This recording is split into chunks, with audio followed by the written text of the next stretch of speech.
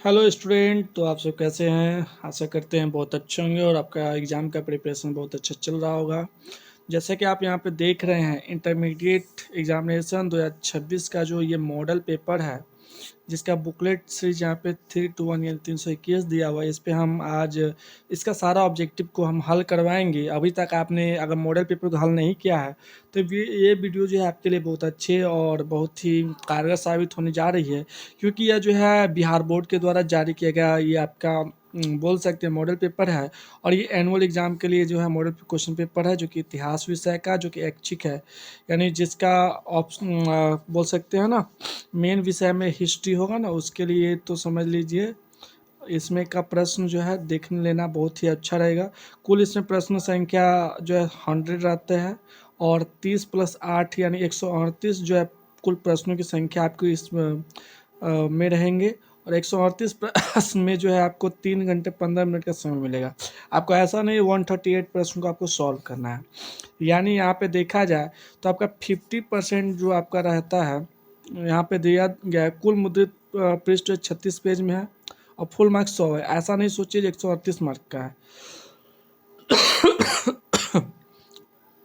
तो यहाँ पे 50% जो है MCQ क्वेश्चन को हल करना पड़ता है और बाकी जो है आपको दिशा निर्देश आगे पढ़ के बताते हैं। यहाँ पे परीक्षार्थी के लिए निर्देश दिया गया इंस्ट्रक्शन पहला कह रहा है, परीक्षार्थी ओएमआर उत्तर पत्रक पर अपना प्रश्न पुस्तिका यानी क्रमांक जो है 10 अंकों का अवश्य लिखे। यानी आपका जो प्रश्न पुस्तिका क्रमांक है, जो एक सीरियल नंबर आएगा उसको जरूर लिख लेना है। दूसरा कह रहा है, परीक्षार्थी यथासंभव अपने शब्दों में उत्तर दे, यानी जो भी आंसर दीजिएगा अपने शब्द में दीजिएगा। तीसरा कह रहा है, दाहिने और हाशिए पर दिए अंक पूर्णतः निर्दिष्ट करते हैं, यानी इस साइड जो ये आपका अंक दिया गया है वो आपको बताएगा कौन सा प्रश्न कितने अंक का है। चौथा यहाँ पे कह रहा है, प्रश्नों को ध्यानपूर्वक पढ़ने के लिए परीक्षार्थी को 15 मिनट का अतिरिक्त समय दिया गया, यानी आपको 3 आवर जो है वो एग्जाम का और 15 मिनट जो है आपका एक्स्ट्रा टाइम है प्रश्न पुस्तिका को पढ़ने के लिए।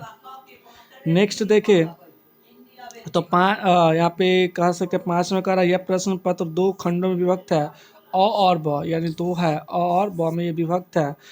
छठा कह रहा है, खंड अ में कुल 100 वस्तुनिष्ठ प्रश्न है, जिनमें से किन्हीं 50 प्रश्नों का उत्तर देना अनिवार्य है और 50 प्रश्नों से अधिक का उत्तर देने पर 50 का ही मूल्यांकन होगा। यानी 50 के बाद आप +1 कीजिए 2 कीजिए, ये कोई मायने नहीं, केवल शुरू से लेकर के वो जहाँ पे 50 पूछ जाएगा वहीं पे आपका क्या होगा, MCQ को वो मान लेगा जी यही 50 है। आप 70 भी करिएगा तो कोई प्रॉफिटेबल नहीं है। नेक्स्ट आपका देखिए कह रहा है यहाँ पे गाइड है, पेन से प्रगाट करें, किसी भी प्रकार के वाइटनर तरल पदार्थ ब्लेड नाखून आदि का जो यूज इसमें नहीं करना है। और नेक्स्ट आगे देखते हैं, आगे आप लोग के लिए गाइडलाइंस क्या है। 7 में कहता है, खंड ब में 30 लघु उत्तरीय प्रश्न दिए गए हैं, प्रत्येक के लिए 2 अंक निर्धारित है, किन्हीं 15 प्रश्नों का जो यहाँ पे उत्तर देना है। और इस खंड में कुल 8 दीर्घ उत्तरीय प्रश्न है, जिसमें से 5 अंक निर्धारित और 4 को, यानी 15 प्रश्न आपको 30 प्रश्न में से 15 प्रश्न को हल करना है और लॉन्ग वाला जो प्रश्न होंगे वो 8 प्रश्न में से आपको जो केवल 4 प्रश्न को ही हल करना है। और आगे चलते हैं, देखते हैं क्या कह रहा है आपका ये मॉडल पेपर। जो किसी प्रकार के इलेक्ट्रॉनिक उपकरण को नहीं ले जाना है, यानी मोबाइल घड़ी वगैरह जो भी इलेक्ट्रॉनिक्स हो उसको आप लोग नहीं ले जाइएगा। और यहाँ पे आप देख सकते हैं प्रश्न जो है श्रृंखला आपका स्टार्ट हो चुका है और यहाँ पे कह रहा है 50 प्रश्न का उत्तर देना है, जो कि आपका 1 नंबर का होगा और प्रत्येक क्वेश्चन के लिए आपको 1 मार्क मिलेगा। ऐसा नहीं है जो आपको टोटल हल करना है, जो भी प्रश्न आपको आते हैं उसको हल करिएगा। चलिए इसी के साथ हम प्रश्नों का ये MCQ शुरू करते हैं। आप लोग पूरा वीडियो को जरूर देखिए और अपने मित्रों में जरूर शेयर कर लीजिए और लाइक कीजिए और हाइप देना जरूर ना भूलिएगा और सब्सक्राइब भी जरूर कीजिएगा। पहला क्वेश्चन, मोहनजोदड़ो का उत्खनन किसने किया था? तो आप लोग जानते हैं राखाल दास बनर्जी के द्वारा जो था मोहनजोदड़ो का उत्खनन किया गया था। फिर अगला क्वेश्चन है, हाल से जुते हुए खेत के साक्ष्य हड़प्पा के किस स्थल से मिला है? तो ये आपका हो जाएगा कालीबंगन। कहाँ से हुआ? कालीबंगन। कालीबंगन का मतलब क्या है? काली चूड़िया, यानी इस स्थल पे काली चूड़ियों का क्या होता था, निर्माण किया जाता था। नेक्स्ट आपका प्रश्न है क्वेश्चन नंबर 3 को देखिए तो 3 नंबर प्रश्न क्या कहता है, हड़प्पा में मुहर किससे बनी हुई थी? आप बताइए हड़प्पा का मुहर किससे था? तो ये सेलकरी पत्थर से बना हुआ था। किससे बना हुआ था? सेलकरी के पत्थर से बना हुआ था। उसके बाद नेक्स्ट प्रश्न है 4 नंबर प्रश्न क्या कह रहा है, कह रहा है हड़प्पा स्थलों से किन जंगली जानवरों की हड्डियां मिली है, यानी कौन से जानवर की हड्डियां मिली है, 4 नंबर प्रश्न है। तो ये आपका सुअर का मिला है, हिरन का मिला है, घड़ियाल का मिला है, यानी सभी का मिला है। इनमें सभी क्या हो जाएगा, इसका राइट आंसर हो जाएगा। अगला क्वेश्चन है 5 नंबर, मनके में छेद करने के विशेष उपकरण किस स्थल पर मिले हैं, यानी मनका जो होता था छोटे छोटे आकार के, उस पे कारक जो बारीकी छेद किया जाता है पत्थरों में, वो किससे किया जाता था। तो आप लोग बताइए ये स्थल कहाँ पे मिले हैं, तो ये धौलावीरा में मिले हैं, लोथल में मिले और चुनहुद्रो में ये सभी स्थल मिले, यानी इनमें से सभी क्या हो जाएगा, राइट आंसर हो जाएगा, यानी डी नंबर राइट आंसर होगा। और छठा प्रश्न को देखिए तो कहता है मेसोपोटामिया के लेख में वर्णित हाजा पक्षी, हाजा पक्षी का संबंध किस स्थान से है। तो यहाँ पे आपका कुल 4 ऑप्शन है और 4 ऑप्शन में आपका जो क्या हो जाएगा राइट आंसर, मेलुहा में जो है हाजी पक्षी का या हाजा पक्षी का जो है मिला है उल्लेख। 7वां प्रश्न है हड़प्पा किस नदी के किनारे स्थित है। तो हड़प्पा आप लोग बताइए किस नदी के किनारे स्थित है कमेंट में। तो रावी नदी के किनारे हड़प्पा जो है स्थित है। और यहाँ पे 8वां प्रश्न देखिए भारतीय पुरातत्व के पिता किसे कहा जाता है, आप लोग बताइए किसे कहते हैं भारतीय पुरातत्व का पिता। इस कनिंघम को कहा जाता है। किसे कहते हैं भारतीय पुरातत्व का पिता, कनिंघम को, क्योंकि यही जो है यहाँ पे उत्खनन वगैरह का कार्य शुरू करवाए थे। 9वां प्रश्न है 1830 के दशक में ब्राह्मणी और खरोष्टी लिपि का अर्थ किसने निकाला था, यानी ब्राह्मणी और खरोष्टी लिपि जो है उसका अर्थ किसने निकाला था। तो आप लोग बताइए राइट आंसर क्या होगा, जेम्स प्रिंसेप के द्वारा किया गया था। खरोष्टी और ब्राह्मणी लिपि का क्या क्या था, अर्थ निकाला गया था। और उसके बाद 10वां प्रश्न है प्रयाग प्रशस्ति में समुद्रगुप्त की तुलना किस देवता से की गई है, यानी जो समुद्रगुप्त शासक था उसकी तुलना कर किस देवता से किया गया था। क्या ये कुबेर थे, वरुण थे, इंद्र थे, या सभी देवता से किया गया था। तो ये थे इंद्र। समुद्रगुप्त की तुलना किससे किया गया है, इंद्र से किया गया है। तो सी नंबर इसका राइट आंसर हो जाएगा। चलिए 11वां प्रश्न को देखते हैं। और आशा करते हैं जो आप लोग ज़रूर सब्सक्राइब कर लिए होंगे और हाइप दे दिए होंगे, अच्छे अच्छे कमेंट कीजिए। और जो प्रश्न में डाउट है उसका कमेंट में ज़रूर बताइए कौन से प्रश्न में डाउट है। 11वां प्रश्न है सुदर्शन झील का निर्माण किस शासक के काल में हुआ था। मान सकते हैं किस काल में हुआ था। अब जैसे मौर्य काल है, कुषाण काल है, गुप्त काल है, इनमें से कोई नहीं। तो 11वां प्रश्न का होगा मौर्य काल में, यानी सुदर्शन झील का निर्माण जो हुआ था मौर्य काल के दौरान हुआ था। जो सुदर्शन झील है ना, इसका निर्माण जो था इसके काल में जो था पुष्यमित्र के द्वारा करवाया गया था। किसके द्वारा करवाया गया था, पुष्यमित्र शुंग के द्वारा करवाया गया था, क्योंकि उस समय ये इनके अंदर में थे। और 12 नंबर क्वेश्चन देखते हैं तो कहता है तमिल संगम साहित्य में उलवर किसे कहा जाता है। तो उलवर मतलब क्या होता है तमिल साहित्य में, तो ये हलवाहा होता है, जो हल चलाते हैं ना खेतों में उसे हलवाहा कहा जाता है, यानी उलवर कहा जाता है। तो 12 नंबर के बाद हम 13 नंबर प्रश्न में आ गए हैं। और प्रश्न कहता है अर्थशास्त्र के लेखक कौन है। अब आप बताइए, कौटिल्य हैं, आप लोग तो जानते हैं। अर्थशास्त्र की रचना किसने किया है, कौटिल्य के द्वारा किया गया है। 14 नंबर क्वेश्चन है कह रहा है धर्म के प्रचार के लिए धम्म महामात की नियुक्ति किसने किया था। आप बताइए, यहाँ पे अशोक ने किया था, क्योंकि जब ये कलिंग युद्ध लड़ते हैं तो इन्होंने भीरी घोष की जगह पे धम्म घोष की घोषणा करते हैं और धम्म प्रचार के लिए क्या करते हैं, धम्म महामात्रों की नियुक्ति करते हैं और अलग अलग क्षेत्रों में भेजते हैं। तो इसका सी नंबर राइट आंसर हो जाएगा। 15वां क्वेश्चन है श्रावस्ती किस महाजनपद की राजधानी है। तो श्रावस्ती आपको जैसे कि मालूम है यह जो है कोसल की राजधानी, श्रावस्ती किसकी राजधानी है, कोसल देश की राजधानी हुआ करती थी। उसके बाद यहाँ पे 16वां प्रश्न है कहता है कनिष्क का राज्यारोहण कब हुआ था, यानी कनिष्क कब ताज पहना था। तो ये पहना था 78 ईस्वी में। कब पहना था, 78 ईस्वी में। यहाँ पे अगला क्वेश्चन कह रहा है पाणिनि ने किस व्याकरण ग्रंथ की रचना की थी। तो अष्ट अध्याय की पाणिनि रचना करते हैं। किसकी करते हैं, अष्ट अध्याय की रचना कौन करते हैं, पाणिनि के द्वारा किया जाता है। उसके बाद नेक्स्ट प्रश्न को देखिए तो कुंती और निषादी के लेखक कौन है। कुंती और निषादी के लेखक कौन है, तो 18वां प्रश्न का हो जाएगा महाश्वेता देवी। महाश्वेता देवी किसके लेखक हैं, तो कुंती और निषादी के लेखक हैं। और 19 नंबर है हिडिम्बा किसकी पत्नी थी। हिडिम्बा जो थी किसकी पत्नी थी, भीम की थी, घटोत्कच की थी, कर्ण की थी। तो हिडिम्बा जो थी ये घटोत्कच की जो थी पत्नी थी। किसकी पत्नी थी, सॉरी हिम इसका नहीं, हिडिम्बा जो थी घटोत्कच की माँ थी। यहाँ पे इसका राइट आंसर होगा ये भीम। भीम की पत्नी थी और घटोत्कच की क्या थी, ये माँ थी। आपको एग्जाम में पूछे घटोत्कच की माँ का क्या नाम था, तो हिडिम्बा, और भीम की पत्नी का क्या नाम था, तो ये हिडिम्बा। यानी हिडिम्बा किसकी पत्नी थी, तो भीम की पत्नी थी। ठीक है, चलिए 19 नंबर प्रश्न के बाद 20 का देखते हैं। 20 में कहता है पुरुष सूक्त के किस वेद का हिस्सा, पुरुष सूक्त किस वेद का हिस्सा है, तो 20 का क्या हो जाएगा, ऋग्वेद है, सामवेद है, यजुर्वेद है, अथर्ववेद है, तो ये ऋग्वेद का हिस्सा है। पुरुष सूक्त किस वेद का प्रतिनिधि सूक्त माना जाता है, ऋग्वेद का ये प्रतिनिधि सूक्त माना जाता है, तो ए नंबर राइट आंसर होगा।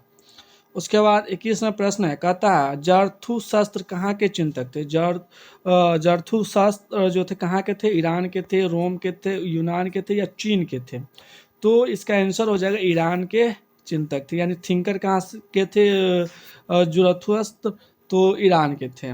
और यहाँ पे अगला 22वां क्वेश्चन है, बौद्ध ग्रंथों में हमें कितने संप्रदायों या चिंतन परंपराओं का उल्लेख मिलता है, तो बौद्ध परंपरा में अगर देखा जाए तो 24 यहाँ पे संप्रदाय या चिंतन परंपराओं का उल्लेख मिलता है। 23वां प्रश्न है, 23वें प्रश्न को देखिए, तो कहता है बुद्ध की शिक्षा किस पिटक में रखी गई है, तो बुद्ध जो शिक्षा दिए थे वो रखा गया था सुक्त पिटक में। किस में रखा गया था, सुक्त पिटक में। और 24वां प्रश्न है, अजित किस कम्बलिन किस धर्म या संप्रदाय से संबंधित है, तो इसका हम देखें तो ये है लोकायत से। किससे संबंधित है, लोकायत संप्रदाय से संबंधित है। 25 नंबर क्वेश्चन देखते हैं, कहता है बुद्ध की मृत्यु कहाँ हुई थी, लुम्बिनी में हुआ था, सारनाथ में हुआ था, बोधगया में हुआ था, या कुशीनगर में हुआ था। तो आप लोग को पता है जैसे कि बुद्ध की मृत्यु जो थी कुशीनगर में थी। कहाँ हुई थी, कुशीनगर में। और ये कैसे हुई थी, तो सुकरमावा जो होता है ना, ये जो सुकरमावा या सुअर का मांस होता है, उसको खाने से इन्हें हृदय घात हुआ था। तो हृदय घात नहीं, रक्तसार शायद इस प्रकार से कुछ हुआ था, तो इसी कारण से बुद्ध की मृत्यु हो जाती है। और अगला प्रश्न देखते हैं, बुद्ध के बचपन का क्या नाम था, तो इनका नाम था सिद्धार्थ, राहुल, वर्धमान, या जमाली।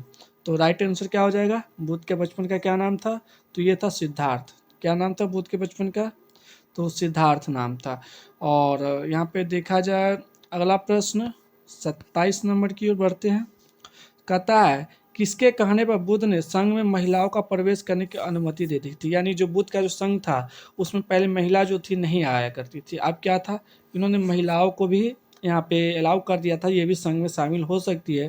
तो ये उनके शिष्य थे आनंद, इनके कहने पे महिलाओं को अनुमति दिया गया था। और इनकी माता जो थी प्रजापति गौतमी, इन्होंने सब प्रथम जो थी ये संघ में शामिल होने वाली महिला थी। अगला क्वेश्चन है 28वां, कलकत्ता में इंडियन म्यूजियम की स्थापना कब हुई थी।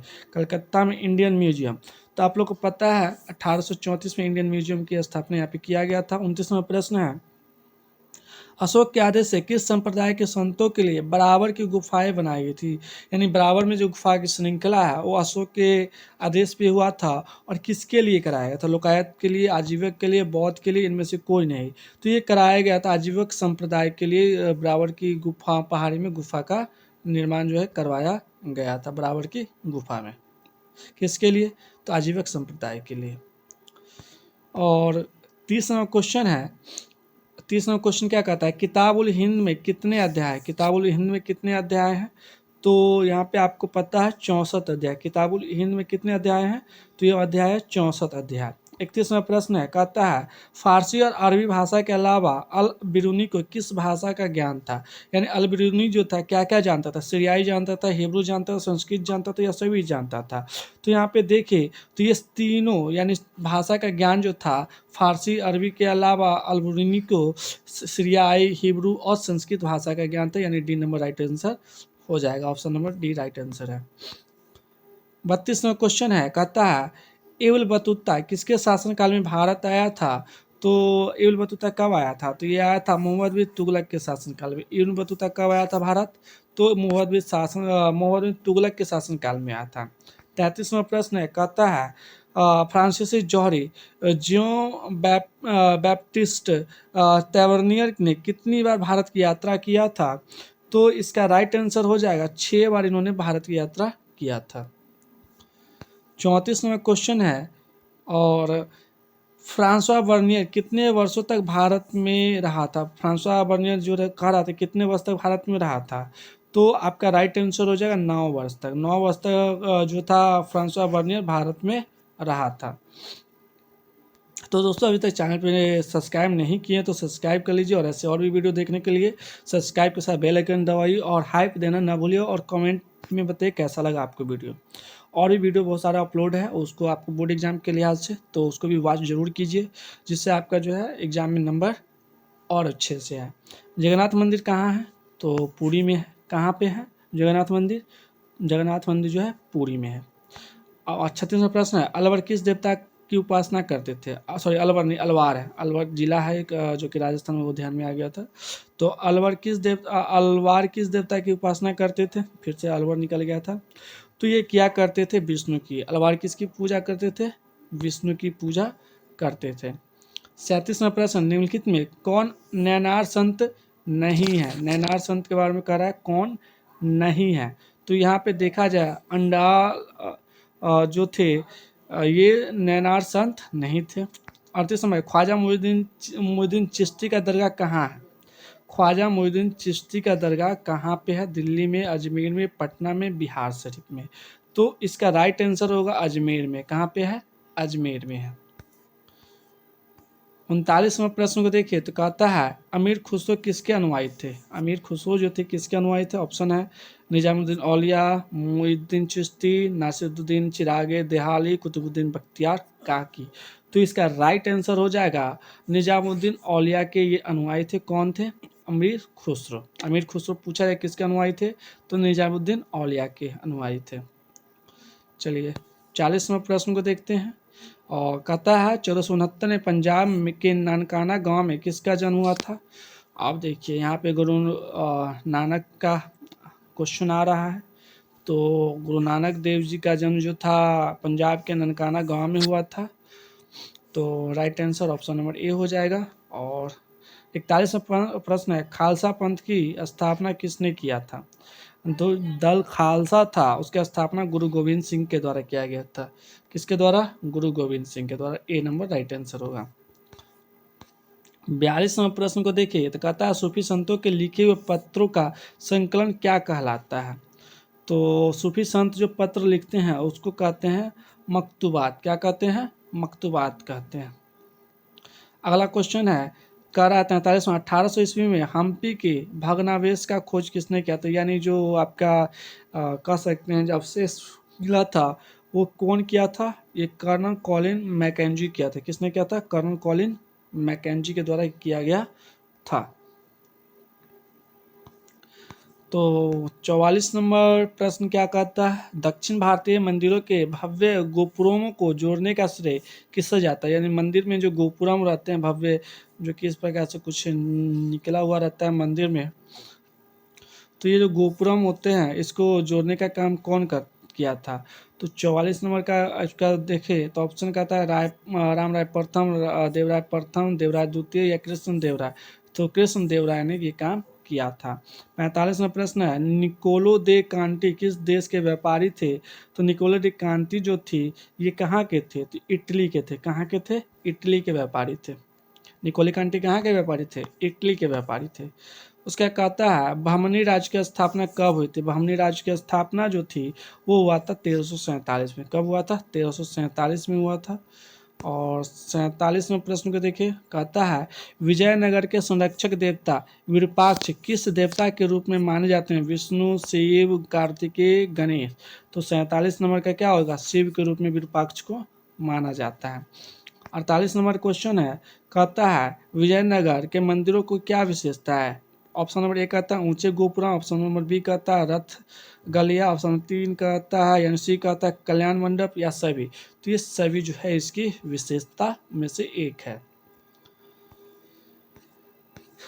49 नंबर प्रश्न को देखिए तो कहता है कृष्णदेवराय के कद काठी का वर्णन किस विदेशी यात्री ने किया है?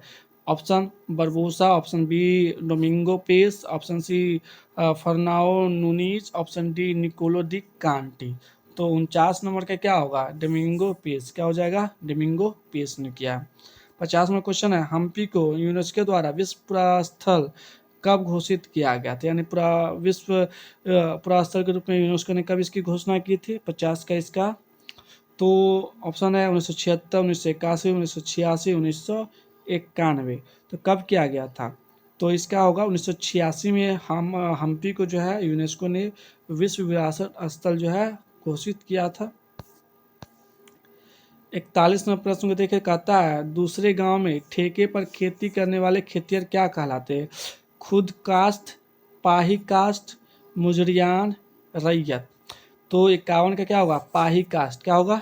पाही काश्त कहलाते थे। फिर 52 नंबर क्वेश्चन कह रहा है जो आलू टमाटर और मिर्च भारत में कब से उपजाए जाते हैं? 6वीं सदी से, 10वीं सदी से, 14वीं सदी से या 17वीं सदी से? तो इसका होगा 17वीं सदी से। ये सब विदेशी हैं और यानी विदेशों से आया था, तब भारत में इसका खेती किया जाना शुरू हुआ था। अगला क्वेश्चन है, कहता है उस भूमि को क्या कहा जाता है जो खाली नहीं छोड़ी जाती? पोलज, परौती, चरचर, बंजर। तो इसका क्या होगा? पोलज। पोलज भूमि को क्या कहते हैं? हम लोग खाली नहीं छोड़ते, इस पर हमेशा खेती किया हुआ रहता है। जोवन्नी कारेरी किस देश का यात्री था? स्पेन, पुर्तगाल, इटली या इंग्लैंड का? तो इसका जो राइट आंसर होगा इटली का। ये कहाँ का यात्री था? आपका इटली का यात्री था।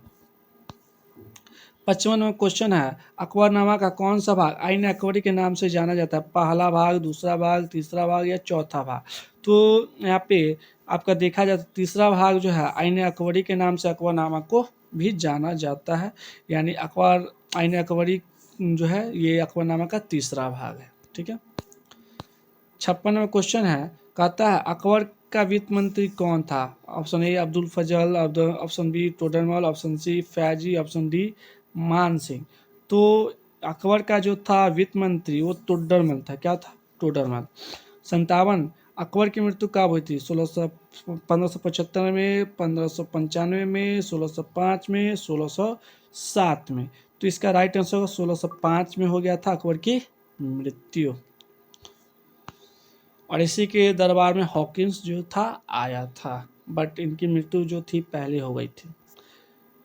58 नंबर, पानीपत की तीसरी लड़ाई में मराठों को किसने हराया था? नादिर शाह ने, अहमद शाह अब्दाली ने, अंग्रेजों ने, मुगल ने?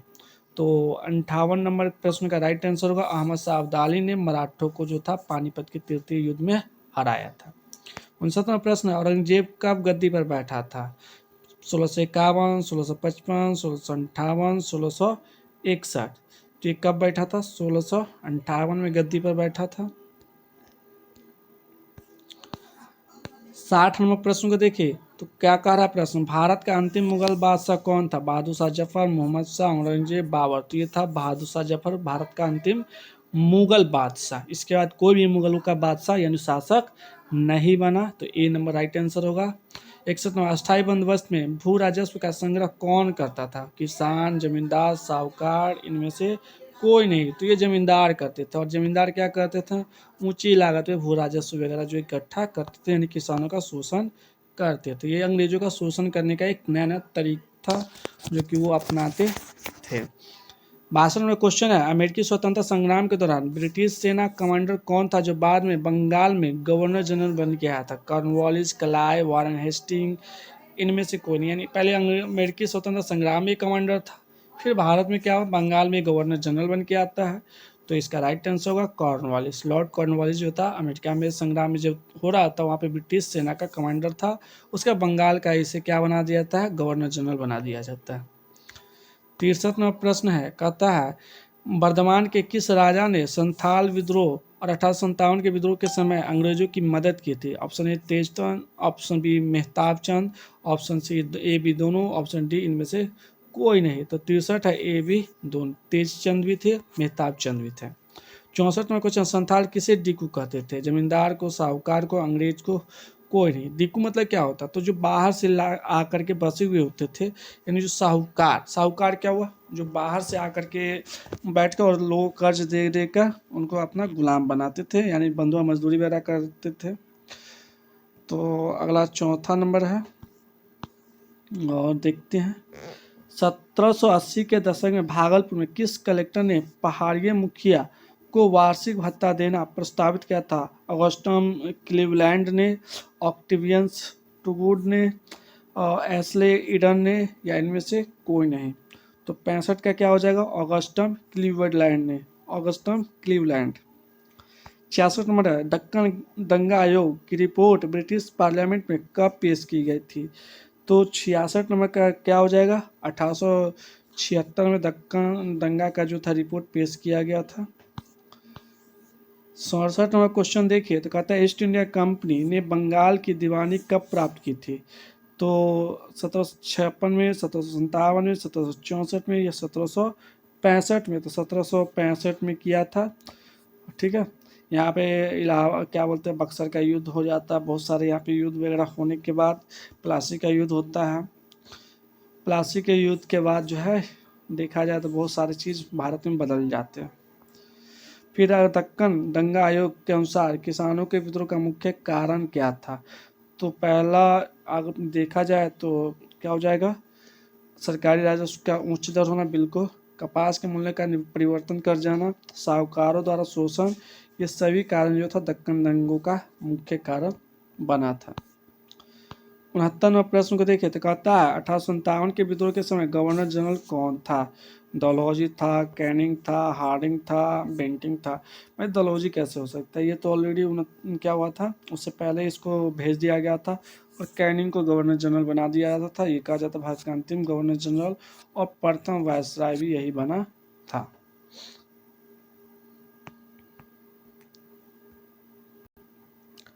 अगला क्वेश्चन है, डलहौजी के अवध का अधिग्रहण कब किया गया था। यानी डलहौजी ने व्यापक सिद्धांत डॉक्ट्रिन ऑफ लैप्स के तहत जो था, यानी राज्य हड़प नीति के तहत अवध को कब अधिग्रहण कर लिया था, कुशासन का आरोप लगा करके। तो 1856 में जो था अवध को कुशासन का आरोप लगा करके कब्जा कर लेता है। 71वां प्रश्न है, लखनऊ में 1857 के विद्रोह का नेतृत्व किसने किया था। बेगम हजरत महल ने, मौलवी अहमदुल्ला ने, शाहमल ने, नाना साहब ने। तो लखनऊ में कौन करते हैं, बेगम हजरत महल, जो कि इनका पुत्र था, जो कि राजकुमार था, उसको राजा मानने से अंग्रेज जो था इनकार कर देते हैं। और इनको क्या करते हैं, इन्हीं के नेतृत्व में जो था बेगम हजरत महल विद्रोह कर देते हैं। इनका राजपाट जो था बेगम हजरत महल का सब छीन लेते हैं अंग्रेज।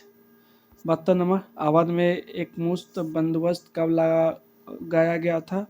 तो 72 नंबर क्वेश्चन का क्या होगा, 1856 में एक मुश्त बंदोबस्त को लागू किया गया था। 73 नंबर क्वेश्चन, 25 अगस्त 1857 को आजमगढ़ उद्घोषणा किस नाम से जारी किया गया था। तो 73 का हो जाएगा, बहादुर शाह जफर के नाम से घोषणा किया गया था। यानी जब 1857 का विद्रोह होता है तो बहादुर शाह जफर को अपना नेता मान लेते हैं।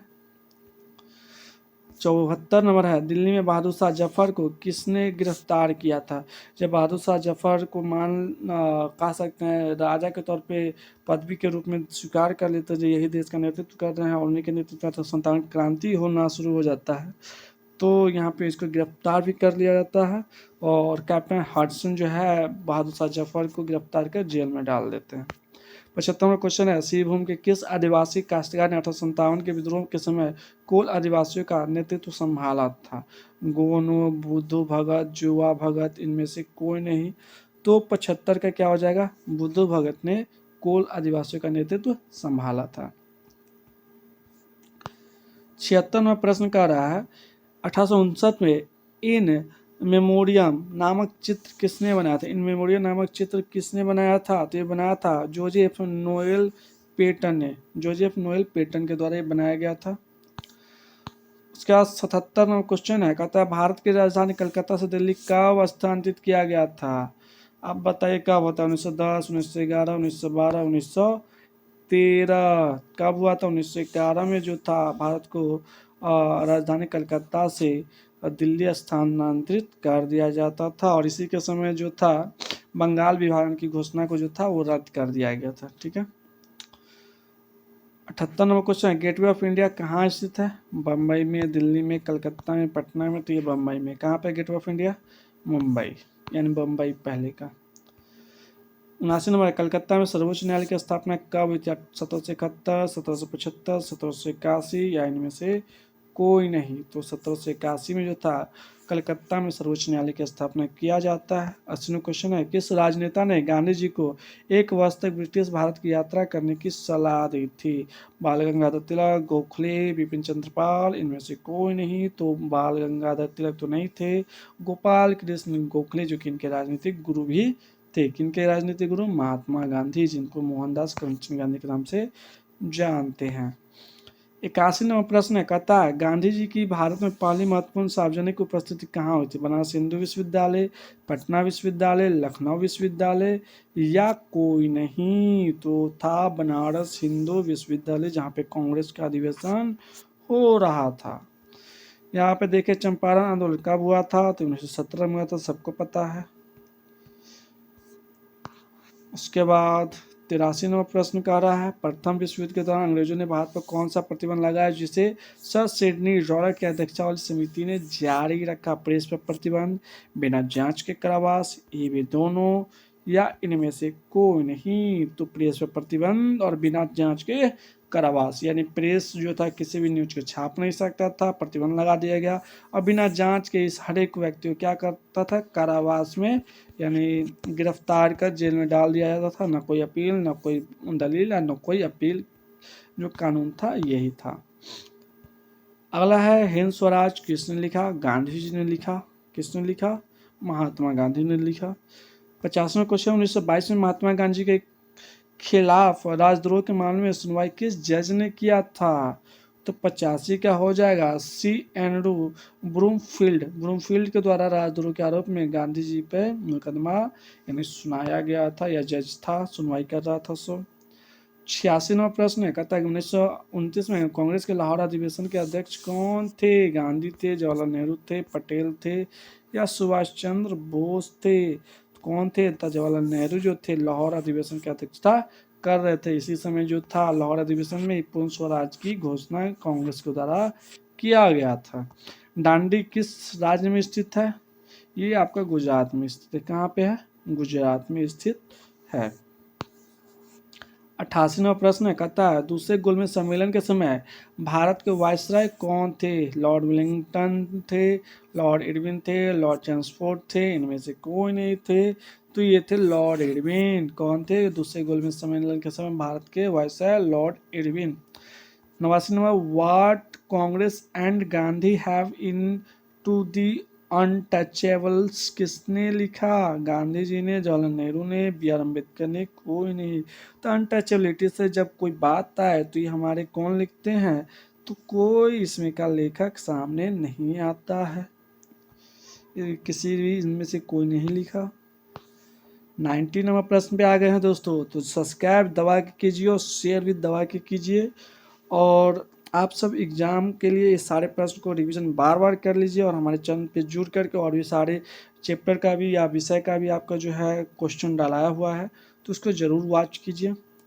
90वां प्रश्न है, जब एक पूरा राष्ट्र उठ खड़ा होता है और आगे बढ़ने लगता है तो उसे नेता की ज़रूरत नहीं रह जाती। यह किसकी उक्ति है? सुभाष चंद्र बोस की, गांधी की, तिलक की या कोई नहीं? तो ये जो है इनमें से किसी का उक्ति या कथन नहीं है।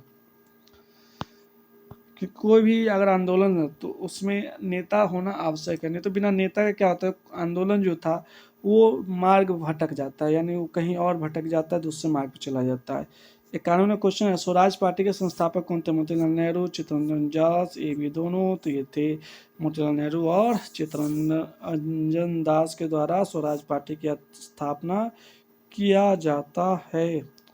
सॉरी, यहाँ पे सिया दास कहा जा रहा है, और स्वराज पार्टी के संस्थापक है ना, तो इस चित्तरंजन दास के द्वारा किया जाता है। ठीक है, स्वराज पार्टी की स्थापना। और यहाँ पे 92 नंबर प्रश्न देखते हैं। तो दोस्तों यहाँ पे एक डाउट जो हमको आया था, जो यहाँ पे हम बोले थे चित्तरंजन दास, तो इनके साथ में मोतीलाल नेहरू जी भी थे। ठीक है ना, तो ये सी नंबर राइट आंसर का, केवल चित्तरंजन दास जी नहीं हो सकते हैं।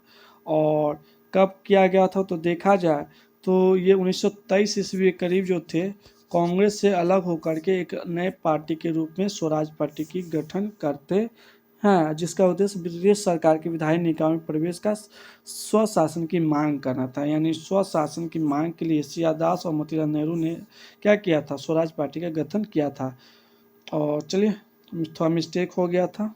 तो 92 नंबर क्वेश्चन, भगत सिंह को फांसी कब दिया गया था? 23 मार्च कब दिया गया था, सो बताइए कमेंट करके, सस्पेंस। तो 1930 में 23 मार्च को दिया गया था। ठीक है, अगला क्वेश्चन है,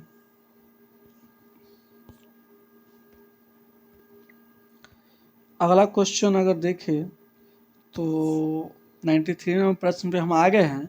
93 नंबर प्रश्न क्या कहता है, निम्नलिखित में कौन कैबिनेट मिशन के सदस्य नहीं थे? Cripps, Lawrence, Alexander, Mountbatten. तो माउंट बेटेन नहीं थे, लॉर्ड माउंट बेटेन नहीं थे। 4 नंबर क्वेश्चन है, स्वतंत्र भारत के प्रथम गृह मंत्री कौन थे? Shri Rajagopalachari, John Mathai, Lord Mountbatten, Vallabh भाई पटेल। तो कौन हो सकते हैं, आप लोग बताइए। तो आप लोग जल्दी से कमेंट कीजिए और बताइए कौन थे स्वतंत्र भारत के प्रथम गृह मंत्री।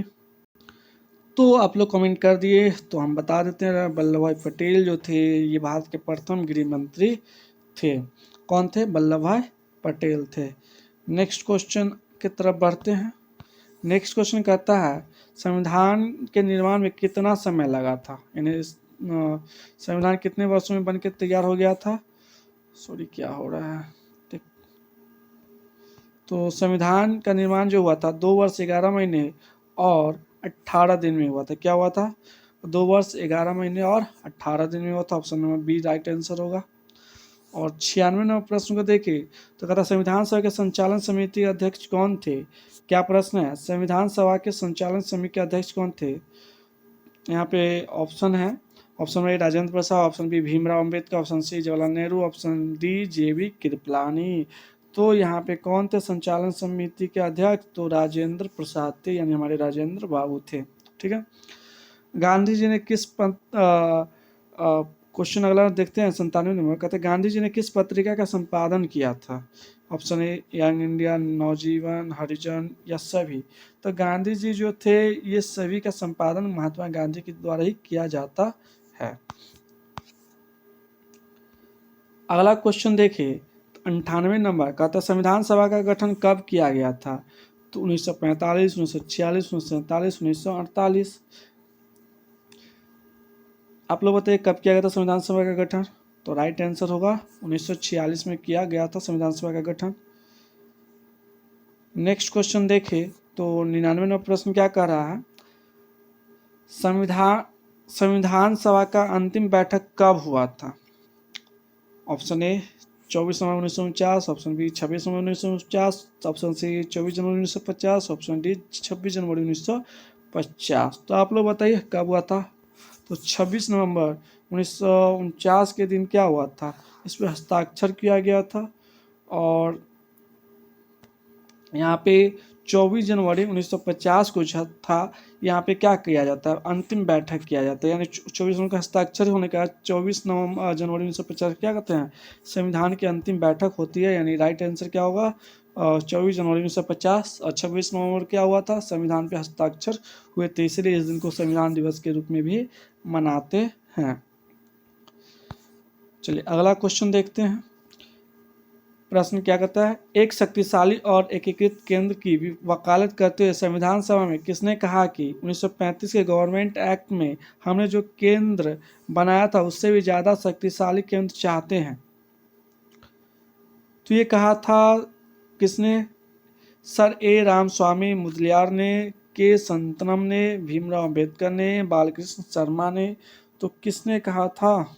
आप लोग कमेंट करके इसका आंसर जल्द से जल्द बताइए। यहाँ पे देखा जाए तो 2 व्यक्ति थे, एक थे हमारे भीमराव अम्बेडकर और दूसरा थे हमारे जवाहरलाल नेहरू।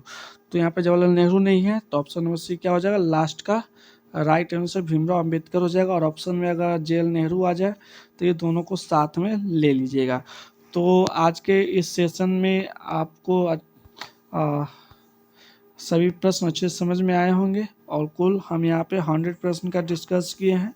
और आप इस सेशन को कर लेते हैं तो इस सेशन से आपको 50% क्वेश्चन जो है आने का उम्मीद जो है रहता है, क्योंकि ये बोर्ड के द्वारा ही मॉडल पेपर जारी किया गया, इसी पैटर्न पे प्रश्न आएंगे आपके। तो पूरा का पूरा आप लोग जरूर वीडियो को वॉच कीजिए, और चैनल पे नए हैं तो सब्सक्राइब कीजिए, लाइक कीजिए, और हाइप ज़रूर दीजिए वीडियो को। कैसा लगा कमेंट में ज़रूर बताइए। तो मिलते हैं नेक्स्ट वीडियो में, तब तक के लिए जय हिंद।